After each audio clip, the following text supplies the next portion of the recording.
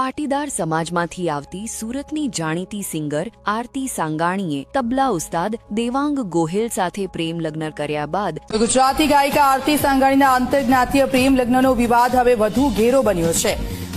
Singer આરતી સાંગાણીના પ્રેમ લગ્નનો વિવાદ હજુ પણ તો જય શ્રી રામ મિત્રો, શું કે મજામાં જ બધાનું સ્વાગત છે આપણા નવા વિડીયોમાં। આજનો વિડીયો આપણો રોસ્ટિંગ વિડીયો, ચેલેન્જ વિડીયો કે અન્ય કોઈ વિડીયો નથી થવાનો। આજનો વિડીયો થવાનો છે આજકાલ ચાલી રહ્યા યુટ્યુબમાં, ઇન્સ્ટાગ્રામ, ફેસબુકમાં ચાલી રહ્યા કોન્ટ્રોવર્સી વિશે। તો આજે આપણે કોન્ટ્રોવર્સીનો વિડીયો બનાવ્યો છે પહેલી વાર, કારણ કે આપણે આ વિષય છે નહીં છતાં બનાવી છે। અને વિડીયો ચાલુ થાય એની પહેલાં તમને કહી દઉં કે મારે કોઈ જાતિ, ધર્મ કે કોઈ સાથે કંઈ લેવા દેવા નથી। ખાલી આમાં હું મારા ઓપિનિયન આપું છું, બાકી મારે એક જ સાઈડનો વિરોધ કે કંઈ છે નહીં। આજના વિડીયોમાં આપણે વાત કરશું, હજી આપણે કિંજલ દવેનો મુદ્દો પૂરો નથી થયો અને બીજો મુદ્દો સામે આવી ગયો છે આરતી સાંગાણીનો। તેમાં એવું છે, આરતી સાંગાણી સિંગલ જે પટેલ સમાજની છે અને દેવાંગ ગોહિલ જે વાલ્મીકી સમાજનો છે। તમે નહીં ઓળખતા હોય તો ચાલો રૂબરૂ કરાવું, થોડીક જાણ તમને હશે, થોડીક મને છે, ચાલો વાતચીત એની જ કરવાની છે આજે। તો આ છે આરતી સાંગાણી।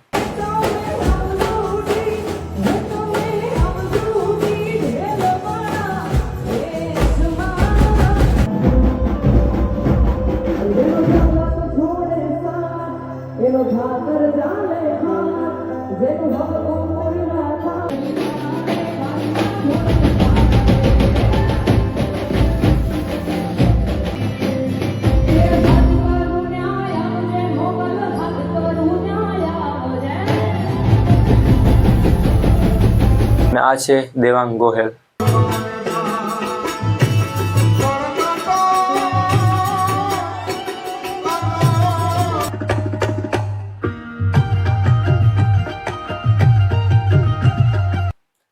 આ બંનેને હમણાં લવ મેરેજ કર્યા છે અને તેની રીલ એને ઇન્સ્ટામાં મૂકી છે, ચાલો એ પણ જોઈએ।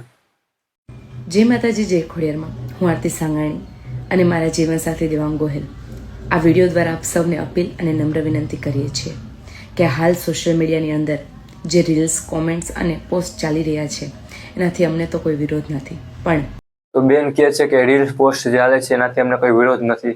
હા બેન, તમને વિરોધ નહીં હોય, પરંતુ હવે વિરોધ તમારા માતા પિતા ઉપર ઉઠશે, કારણ કે કહેશે કે તમારી દીકરીની સારવાર તમે કેવી રીતના કરી, પાલન પોષણ કેવી રીતના કર્યું, એટલે આંગળી તમારા બાપ ઉપર ઉઠશે, તમારા ઉપર નહીં ઉઠે। આ વિચારવાની વસ્તુ હતી તમારા માટે।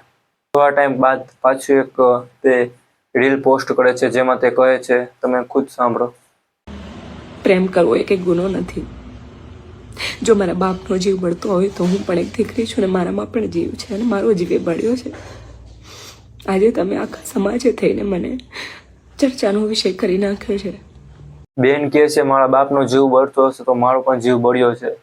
શું તારો જીવ તારા બાપ જેટલો બળ્યો હશે, જેને તને નાનેથી આવડી મોટી કરી અને અહીંયા સુધી પહોંચાડી, અને તું એમ કહેશ કે સમાજે મને ચર્ચાનો વિષય કરી નાખ્યો છે? તો ચર્ચાનો વિષય તે હાથે કરીને કર્યો છે, સમાજે નથી કર્યો।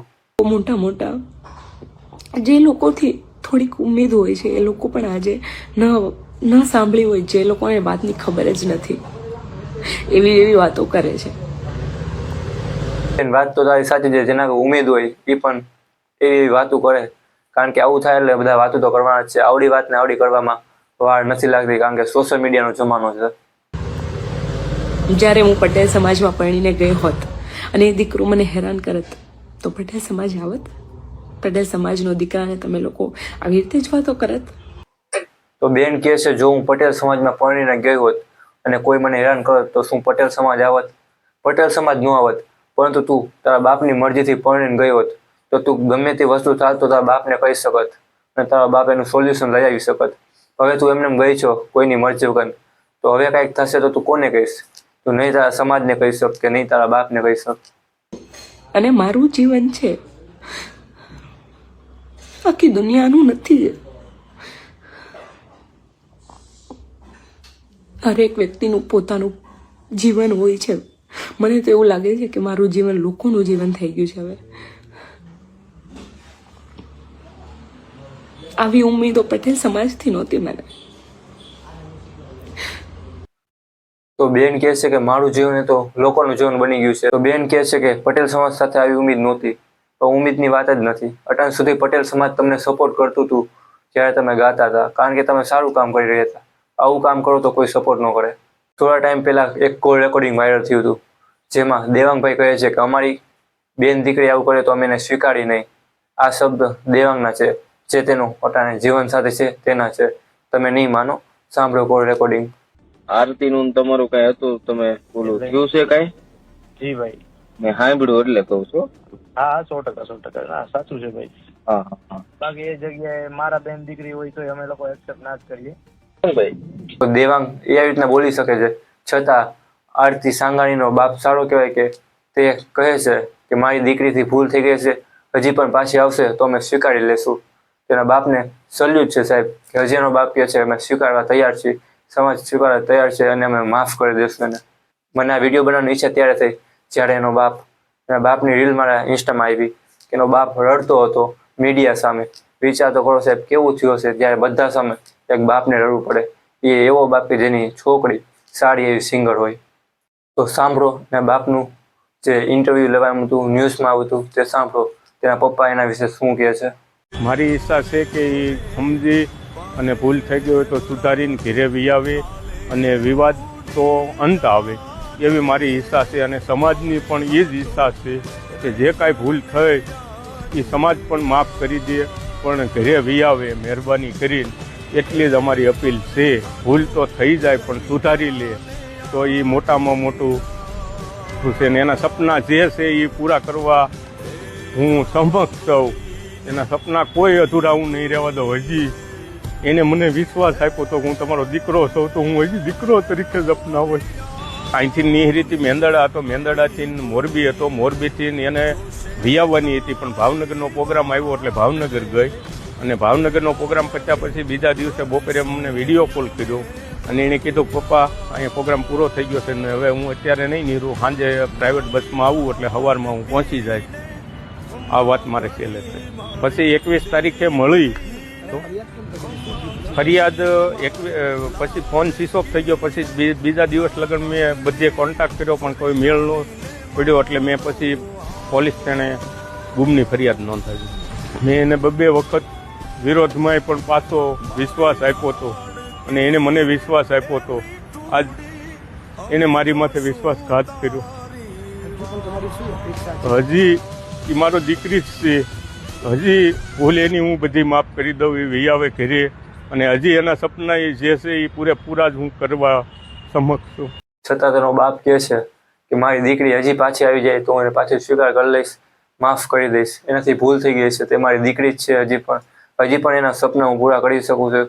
હું એને દીકરાની જેમ જ રાખતો, થોડી ઘણી વાગતો આરતીબેનની પણ છે, કારણ કે તેને બાપને અંધારામાં રાખી તેના બાપે તેને આટલી છૂટ આપી, અહીંયા સુધી પહોંચાડી અને તેને આવું કર્યું તે વ્યાજબી ન કહેવાય. એટલું જ નહીં, થોડાક સમય પહેલા જ્યારે આરતીબેનનું ઇન્ટરવ્યૂ લેવામાં આવ્યું હતું ત્યારે તે કંઈક આવું બોલ્યા. એકચ્યુઅલી પ્રેમ શું છે તમારા માટે? અત્યારે ઘણું એવું થાય છે કે ભાઈ ઘણા એવા કિસ્સાઓ બનતા હોય કે જેનાથી મા બાપને નીચું જોવું પડતું હોય. એવું નથી કે મા બાપ સમજતા નથી, પણ આપણે એટલું સમજતા નથી કે આપણે મા બાપના પરિસ્થિતિઓને સમજીએ. ત્યારે બેન આટલું સારું બોલે છે, આટલા સંસ્કારથી બોલે છે, તો અટાણે ક્યાં ગઈ બેન? તારા સંસ્કાર ક્યાં ગયા કે તારા બાપને નીચું જોવું પડે? અટાણે શું તારા પપ્પા ઉપર જોઈ શકશે? સમાજને કયું મોઢું બતાવશે? ઇન્ટરવ્યુમાં તમે કીધું હતું કે બાપને નીચું જોવું પડે એવું કામ નહીં કરો, તો આ શું હતું? ફેમિલીને એક અલગ લાઈફ આપવી છે પહેલા તો, કારણ કે શરૂઆત મેં જોઈ છે. મારી સિસ્ટર છે, એ બધાએ જે સમય અનુભવ્યો છે ને એ બધો ચેન્જ કરવો છે આખો. બેન એમ પણ કહે છે કે પરિવારને મેં ઘણું જોયું છે અને હવે કંઈક અલગ કરીને બતાવીશ. તો અલગ કરવું હોય તો આવું શું કામ કર્યું? એટલું જ નહીં, સમાજમાં અલગ અલગ વાતો પણ થાય છે. જેમ કે અમુક લોકો કહે છે કે હવે તે પટેલ નથી, તેની પાછળ ગોહેલ લાગવું જોઈએ, આરતી ગોહેલ લાગવું જોઈએ, આરતી સાંગાણી નહીં. જો સાંગાણી બેનને હવે ખરેખર ગોહિલ પરિવાર લગાડવું જોઈએ. તો મિત્રો, આપણે તો આના વિશે વધુ ખબર નથી, જેટલું ખબર હતું એટલું ચર્ચા વિચારણા કરી. પણ કહી શકાય કે જે સામે દેવાંગ ગોહેલ છે તેનો સમાજ તેને સપોર્ટ કરી રહ્યો છે અને આલી બાજુ આરતી પટેલ છે તો સમાજ થોડોક વિરોધમાં છે. એટલે કે કહી શકાય છે સાથ સપોર્ટમાં નથી. આપણે આમાં વધુ કંઈ ખબર નથી, આપણે કોઈ જાતિ વિવાદ કરતા નથી. આ તો જસ્ટ ખબર પડી એટલે આપણે થોડોક વિડીયો બનાવી નાખ્યો છે. તો વિડીયો અહીંયા જ પૂરો કરી. મજા આવી હોય તો લાઈક કરી, શેર કરી, સબસ્ક્રાઈબ કરી નાખજો. તમારું શું કહેવું છે કમેન્ટમાં જણાવી દેજો. જય શ્રી રામ.